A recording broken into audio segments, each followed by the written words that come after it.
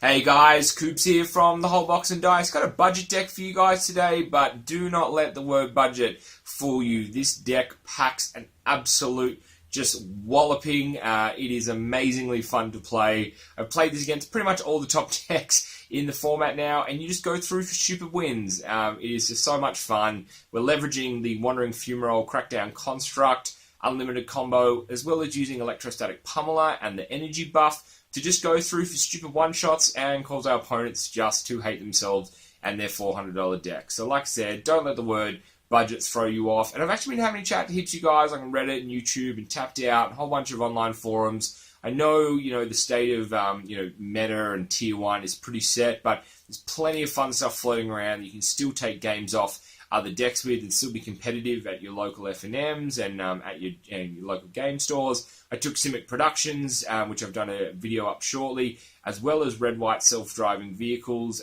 to my last couple of FNMs. Done really well with both of those decks. Won a couple of FNMs with them. Went through with only one loss to the Simic deck last week. So guys, there are decks that you don't need to spend, $300, $400, $500 for, and you can have a lot of fun and just still get some great victories, and this is definitely one of them. We're going to be leveraging the Wandering Fumarole Crackdown Construct and Static Pummeler suite of cards for some very interesting win cons. We'll go through that now. The construct has, whenever you activate an ability of an artifact or creature that isn't a mana ability, gets +1/+1 until end of turn, and Fumarole has pay 4, 2 generic, a blue and a red, until end of turn. Wandering Fumarole becomes a 1/4 blue and red elemental creature with 0. Switch this creature's power and toughness until end of turn. It's still a land.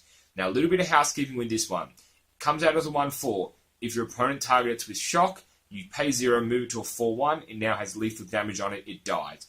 Obviously, its land has no converted mana cost, so it is super susceptible to Fatal Push. But that's part of the combo. If this was so solid, then you wouldn't have those other decks. People would just be running Infinite Construct, Fumarole combos. So there is something to be aware of. A lot of people are a little bit unsure of how that works. You can't just keep switching back between 1 and 4 to avoid damage going on it, or if it's being targeted by a kill spell. So you can't just keep going in like an infinite priority loop. The other thing, Electrostatic Pummeler, it enters the battlefield, you get free energy, and you can pay 3, and it gets +X/+X, where X is its power. So you buff it up, use that energy to make it a huge creature, and then we've got a whole bunch of ways in the deck to either get trample or go through without being able to block. So we can just one-shot our opponents. Rest of the creatures that we're running in the deck, running 3 copies of Trophy Mage. It's the Human Wizard for 3, 2 generic and a blue. When it enters the battlefield, you search your library for an artifact card with converted mana cost 3, reveal it, put it into your hand, shuffle your library. Pretty much this should read, go get Pummeler. It's just a great way to go search up a card. It's a body once it enters the battlefield. And, we're running 4 copies of Pummeler, so we might as well be running 7 copies with Trophy Mage in hand. I spoke about, just quickly, Pummeler and Construct, 4 copies of each of these cards. They're obviously the staples of the deck, so we're running full play sets of both.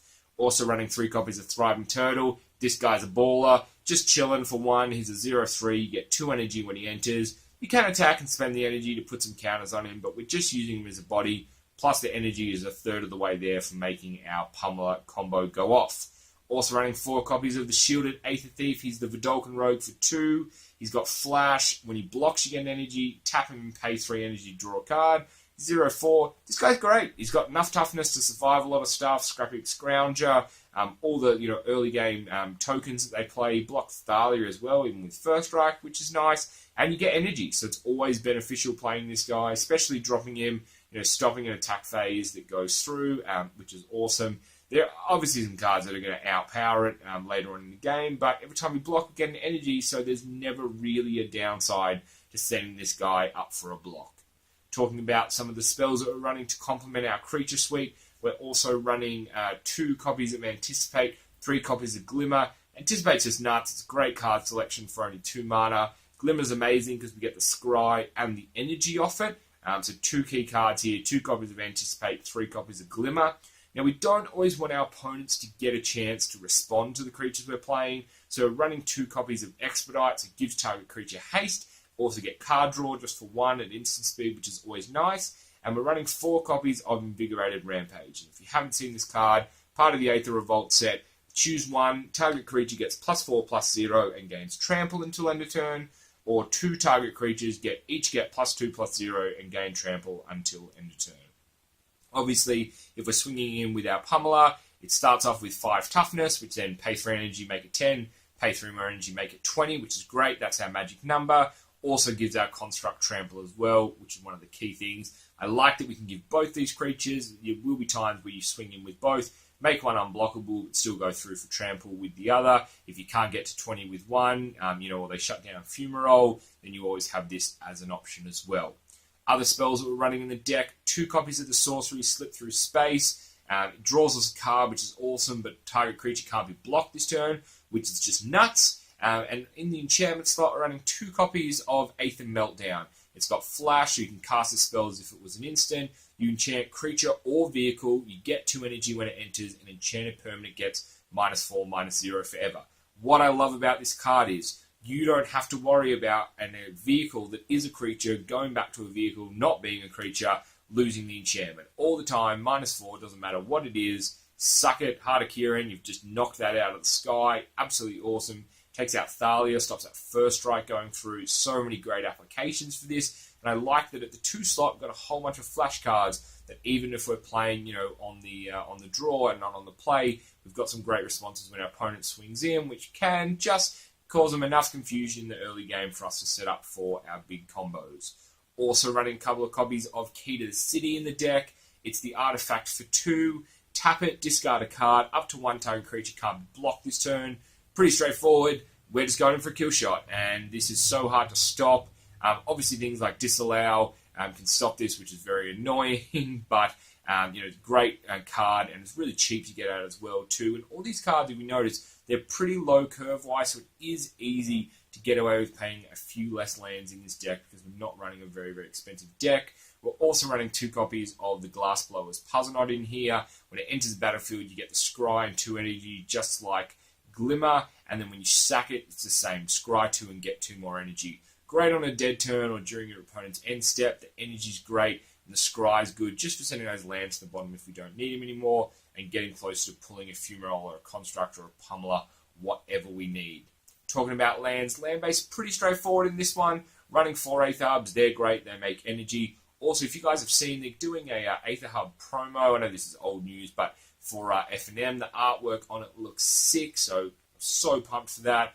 Also running 12 islands and 3 mountains, and then 4 copies of the Fumarole itself. Sucks the land comes in tapped, but that's alright. Just bear in mind though, on your 5th land, you can play the Fumarole, comes in tapped, you've got the 4 mana to make it a creature anyway, and you can still pay the 0. So don't wait until it goes back up to being an untapped land, you can still make it a tapped creature. Yes, it has summoning sickness, but like I said, we're not trying to attack it anyway, we're just trying to abuse its pay 0 ability. In the board, this is what I recommend playing, because after game 1, after you have cheated a win against your opponent, they will be very salty, and they will put Fatal Push and Murder and Unlicensed Creation and Grasp and a whole bunch of evil stuff to shut you down. So, you can either do one of 2 things. I, the risk taker, and maybe this is up to you if you want to do this, roll the dice. Just try and beat him again, try and humiliate him. It's amazing if you can pull it off. But if you go to game 3 and you feel like they're starting to get your number, the best thing to do is side in Dynavolt Towers, take out the constructs, for example. We'll play things like Convolute, Turn Aside in there to protect our Pummeler, Shocks as well, Engulf the Shore. Now, the Engulf the Shore trick is the kind of the second extension to the Pummeler trick, where you make the Pummeler like a 15-15 or a 20-20, you play Engulf the Shore, and then that obviously sends the rest of it back to your hand, so you don't need Slip Through Space, or you don't need something like that, because you can just go through for stupid amounts of damage. Obviously, beware of creatures they can flash onto the battlefield. That is something you do need to be made aware of if you haven't given it trample. But yeah, that's just another trick that we have at our disposal. So nice, secondary kind of win con there, bringing in DBT, because with the instance that we're playing and all the energy that we're creating, you just go face and just keep pinging them to the face, and you kill them pretty quickly, and you get through for that last bit of damage with, even just kill them with the turtle. Like, there is nothing worse than losing to a 1/4 turtle. So, got a couple of different options. But, guys, that's what the deck looks like. It's like I said, it's only $50 or $60. You've probably got a lot of these cards already, besides a few Fumaroles lying around at home. The deck packs a punch. I hope this is something that you've enjoyed watching. I want to try and do a few more budget decks, just so, there's a bit on there, a bit on here for everything. We're not always, like I said, trying to beat Saheeli. I do want to show you guys that there are some other awesome decks you can put together for pretty cheap, and I'm actually working on a couple of even cheaper ones than this, some like really awesome, just like kitchen, tabletop brews that you can play with, and I have a couple of other $50 decks. Working on red-green Mimic Wolves at the moment, which comes in about the same. And we still get to play some copies of Arlen in the deck, which is always nice, as well as the Auric of the Kralin Horde. So a couple of mythics in that deck and still keep the budget pretty tight. Should also have another episode of Can We Flip It coming up for you shortly. So Eldritch Moon on that one. Fingers crossed we pull a Lily, because I don't know where else the value is in that set now that Emrakul's worth like $8 or $10 or something like that. So yeah, we'll see. We'll see how we go with that one. Like I said, hope you've enjoyed the video. I've certainly enjoyed chatting a bit of budget magic with you guys. Can't wait to do this again. Thanks so much for watching. Peace.